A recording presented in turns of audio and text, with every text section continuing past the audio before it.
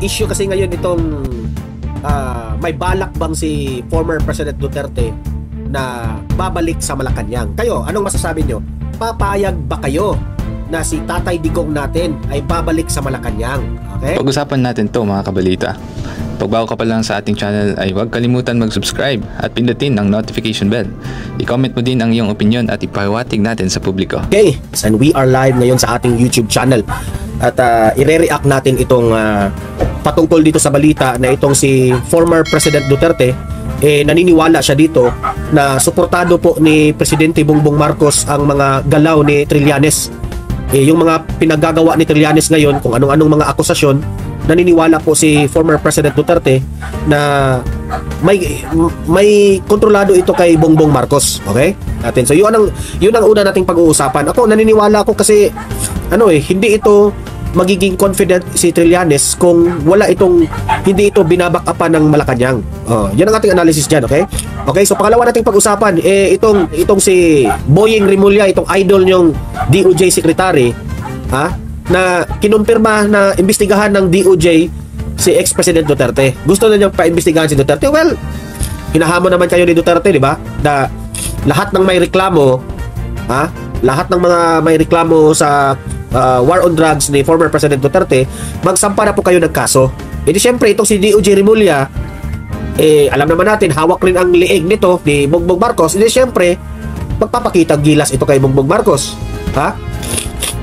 At balita ko, Rimulya, dati sinabi mo ayaw mong makapasok ang ICC dito sa Pilipinas kasi walang jurisdiction ang ICC dito sa Pilipinas. Pero parang bumabaliktad ka na ngayon, parang gusto mo nang mag-imbestiga ang ICC dito, Sinabihan na nga kayo ni former President Duterte na bilisan nyo ang pag-investigate ng ICC, papasukin na ninyo dito sa Pilipinas.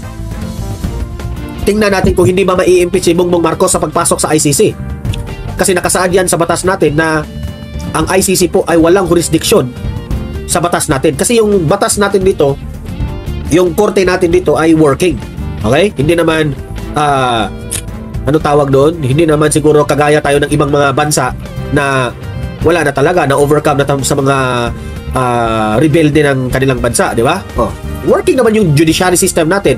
Bakit natin kailangan ng ICC? Kasi hindi nyo kaya mapatalbog si former President Duterte. Kaya nangangailangan kayo ng ICC. Sabi pa nga dito, bilisan nyo ICC. Magpunta na kayo dito sa bansa. Para malaman natin, para you will have the pleasure na si former President Duterte ay will rot in jail. Sabi nga ni Duterte, di ba? So yan po ang mga pag-uusapan natin, itong tatlo. Pero bago ang lahat, bago natin ito pag-uusapan, help me po na i-like muna at i-share itong video na ito para guys kakalat ito sa taong bayan. Okay, sabay-sabay nating i-like muna at i-share itong video natin, Facebook at YouTube. 1, 2, 3, go. Okay, like and share para maraming makalam. And also guys, paki-subscribe at paki-follow ito para lagi kayong updated sa mga balita na kagaya nito.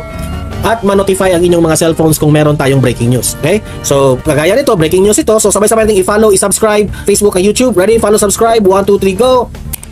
Ayan, thank you very much. Okay, so simulan na natin itong ating first topic natin.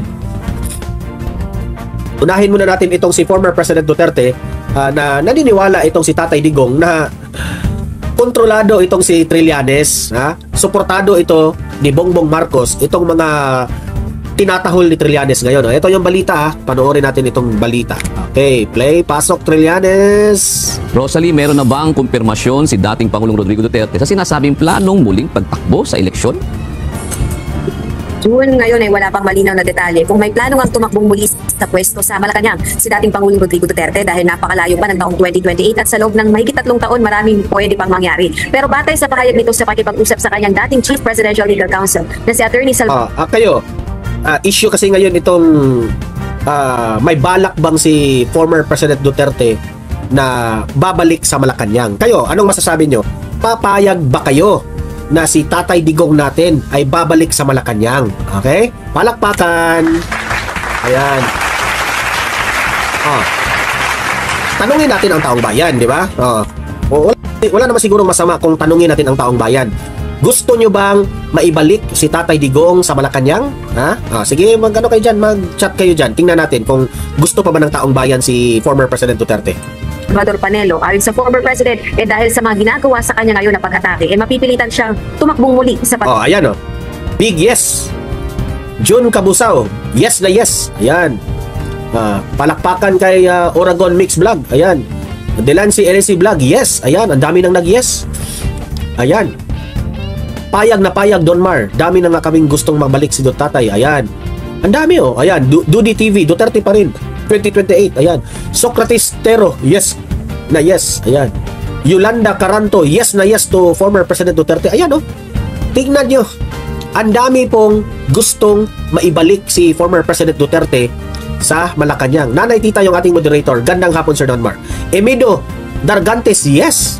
100% yes. Ayan, ang dami ng mga nagsasabing yes. Oh. Tingnan nyo na. Ha? Ang dami pong gusto kay former President Duterte na maibalik bilang kahit man lang Vice President or President ng Pilipinas. Ayan. Jasmine Biznaqueros. Ayan. Shout out po sa inyo. Patuloy. Pagka-mayor. Kasi itong si Trillanes, talagang Malacanang sponsored yan. Hindi gagalaw yan ng gano'n. Walang pera yan. Imagine ha, sabi ni Tatay Digong, hindi po gagalaw itong si Trillanes kung hindi po ito sponsored by PBBM o sponsored ito sa Malacanang. Totoo naman eh. Wala namang pera si Trillanes. Ano bang pipirahin ni Trillanes? Tumatakbong mayor sa Caloocan, di ko nga alam, sana pinagtuunan niya ng pansin yung Caloocan kung anong problema ng Caloocan, pero dito siya nakatutok kay Duterte. Hanggang ngayon, hindi niya matanggap-tanggap na ni-reject siya ni Trillanes noong 2016. Masakit sa kanya yun. May obsession ito kay former President Duterte. Hindi siya tinanggap, nasaktan. Kaya, bakit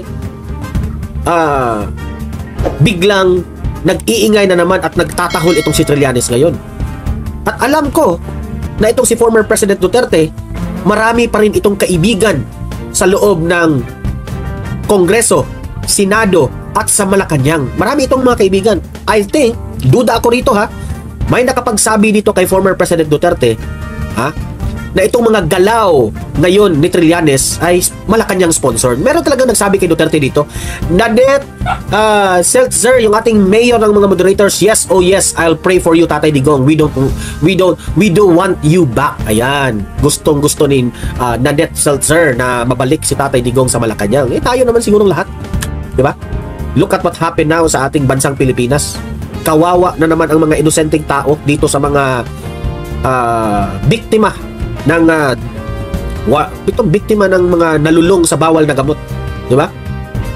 So kasi itong si Trillanes talagang Malacanang sponsored yan. Hindi gagalaw yan ng ganoon. Walang pera yan. Ewan ko, nagtataka ako. Bakit ang Malacanang wala namang kaming kasalanan sa kanila? Correct. Di ba? Wala kayong kasalanan, Mr. President. That is true. That is correct. Pero ito yung mga buwaya, yung Malacanang na yan at itong mga kongreso, mga buwaya ito, Mr. President, sa kapangyarihan. Buwaya sa kapangyarihan. Kaya, takot na takot sila na matalo sila sa mga Duterte. That is very obvious. Di ba? Sabi ni Nanet, people power na. Di ba? So, alam ng Malacanang, alam ng mga kongresista na mas sobrang lakas ang mga Duterte sa taong bayan. Alam nila yan. Kaya, hinihila nila pababa ang mga Duterte ngayon. Pagkatapos ng 2028, panahon ng kampanya o eleksyon at that time, diyan na sila magdi-decide kung talagang tatakbo ba sila, kalabanin ba nila ang mga Duterte. As much as they have more time para siraan ang mga Duterte, as early as now, sisiraan na nila talaga ang mga Duterte. Ganyan talaga. Kasi alam nila na VP Sara will back into power as alam naman natin, Vice President na naman siya, pero ang kanilang kinatakutan will back into power itong mga Duterte bilang presidente. Wala siya magawa eh. Alam ko dyan sa Kongreso, ang dami pong natutuwa ng mga congressman, mga representatives, kasi po walang nagbabantay sa korupsyon ngayon. Nung panahon ni Tatay Digong, binabantayan sila, hindi sila makaraket. Ngayon, itong administrasyon ni Marcos ngayon, walang nagbabantay, racket lang sila ng racket. Kawawa yung taong bayan, pera ng taong bayan, inaabuso nila, di ba? Huwag na tayong magbulahan. Play. Ako, bakit ang Malacanang na ginagawa naman, wala naman kaming kasalanan sa kanila, hindi naman ako nag-atake kay Presidente. Pero alam ko na si Trillanes nagtrabaho kay President Marcos. Correct. So, pagka ganon, mapipilitan akong tatabo uli ng mayor. Naniniwala si dating Pangulong Rodrigo Duterte na Malacanang ang nasa likod ni dating Senador Antonio Trillanes IV nang humarap sa pagdinig ng House Quadruple Committee o Quadcom kaugnay ng extrajudicial killings o EJK sa anti-drug war ng kanyang Imagine that administrasyon. one, ha? Imagine that one. Ito yung nakapagtataka. Lumutang si Trillanes sa Quadcom. Nagpresenta si Trillanes ng mga ebidensya. Nagpresenta siya ng mga akusasyon. Hindi naman, sa tingin ko, hindi naman yun ebidensya. Ano lang yun? Gawa-gawa na ebidensya. Okay? Nagpresent si Trillanes. Ewan ko ba, itong Quadcom na ito, bakit hindi nila tinatanong si Trillanes? Para patas ba? Diba? Si Duterte, lagi nilang ginigipit sa kanilang mga tanong. Bakit itong mga Quadcom na ito, dapat gigipitin rin ninyo si Trillanes ng kanyang mga akusasyon? Hindi pwede yan na hinahayaan nyo lang si Trillanes na sasabi sa kanyang mga akusasyon. Dapat kayong mga Quadcom, kung tunay kayong investigador para sa taong bayan, dapat tanungin rin nyo ng tanungin si Trillanes. Saan mo nakuha yan? Saan ka nakakalap yan? Sino ang nag-encode sa PowerPoint mo? Ha? Paano mo nasabing merong mga bank account na ganyan? Di ba? Pero wala.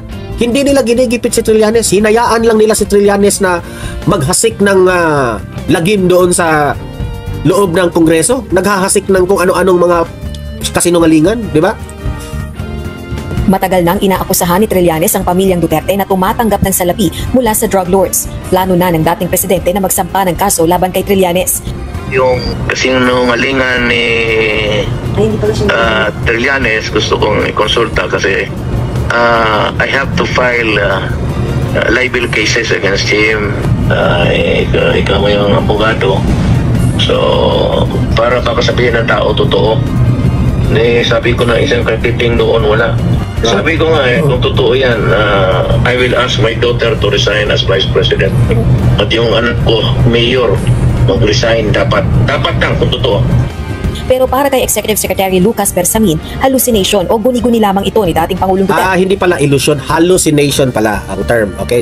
Forgive me for the illusion. Wrong word used yun sa akin. Hallucination. Ito yung sinabi ni Bersamin na ito raw si Duterte nag-hallucination. Alam mo, Bersamin, bakit hindi mo sabihin yan kay Bongbong Marcos, yung amo mo? Sabihin mo sa kanya, ikaw siguro yung nag-hallucinate, Bongbong Marcos. Nag-hallucinate ka sa flood control projects mo. Ito na nga mga kabalita. Ano na ang masasabi nyo patungkol sa balitang ito?